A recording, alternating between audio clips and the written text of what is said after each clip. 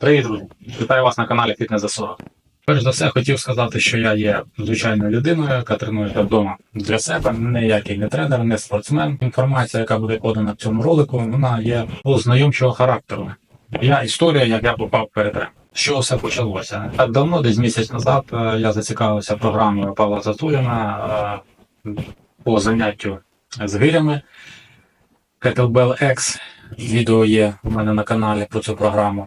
Я почав інтенсивно її використовувати в своїх заняттях. Але не помітив для себе, як почав досить інтенсивно і швидко набирати обертів по цій програмі.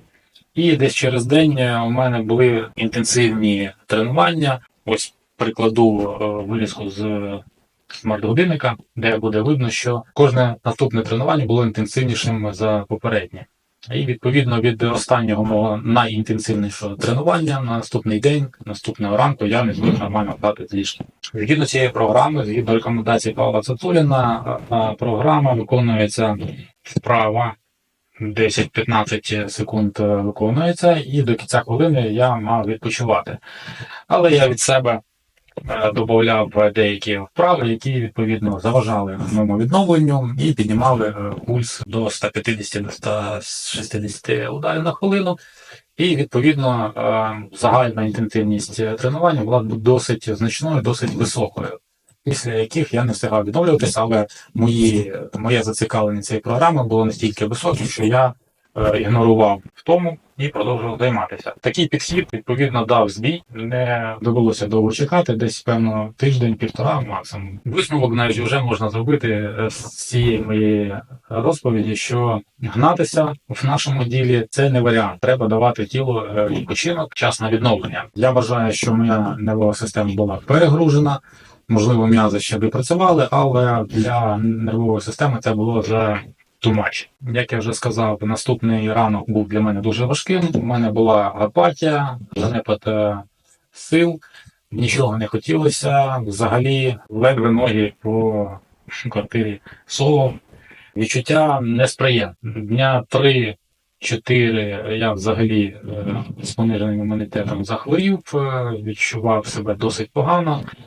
Але на п'ятий день ситуація почала покращуватися, все ще займатися не хотілося, але відчував вже себе краще. Зрозумівши, що попав в ситуацію з перетреном, вирішено було мінімум 2 неділі дати тіло на відновлення і нервовій системі, а вже потім потрошку знову починати тренувати. Поки організм відпочивав, я старався відшукати інформацію, що робити з тим перетреном, як з нього виходити, але це не занадто складна тема, щоб зрозуміти, що перш за все треба відпочивати. Тому вирішено було 2 неділі відпочити, ніяких гир, ніяких турніків і віджимань, нічого такого. Перший тиждень дався легко, бо в мене не було ні сил, ні бажання на це все, а вже другий, в принципі, ходив повз свого спортзалу і думав, що хотів такого зробити.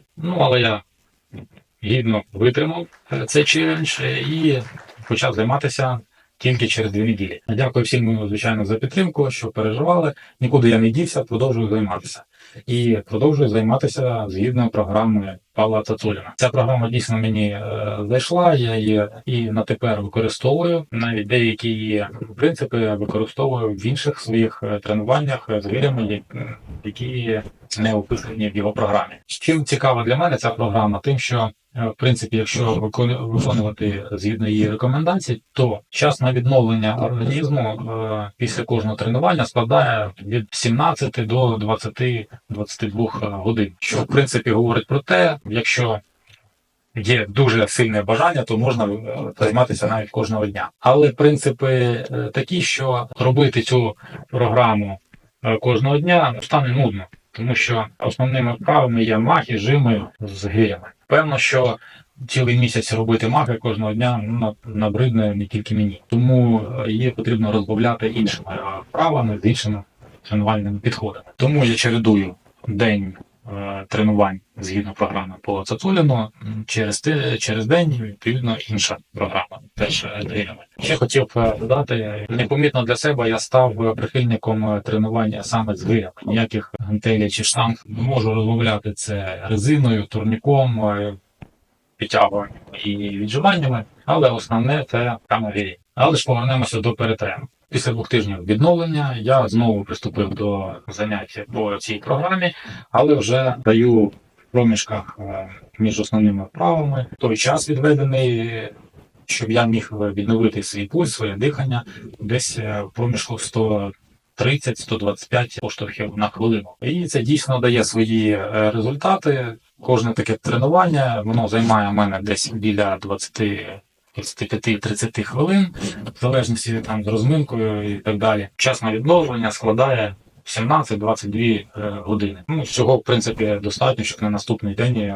можна було провести тренування навіть якоїсь іншої м'язової групи, якщо є така необхідність. Тому зараз, після вже адаптації до нової програми, я відчуваю себе сповненим сили, бажання продовжити займатися по цій програмі. З моєї точки зору, це щось таке нове, яким я ніколи не займався до цього, і мені подобається, як воно впливає на мене, на моє тіло, на моє відношення до тренувань. Подивимося, що буде далі в перспективі. Ось такі мої думки з цього приводу. Дякую всім, хто підтримував мене під час перетрену. Це не смертельно, можна пережити. Це мій другий перетрен в житті. Є з чим порівняти. Було важко, але ми справились. Тому не допускайте більше таких помилок, як я. Всім спорт. Пока-пока.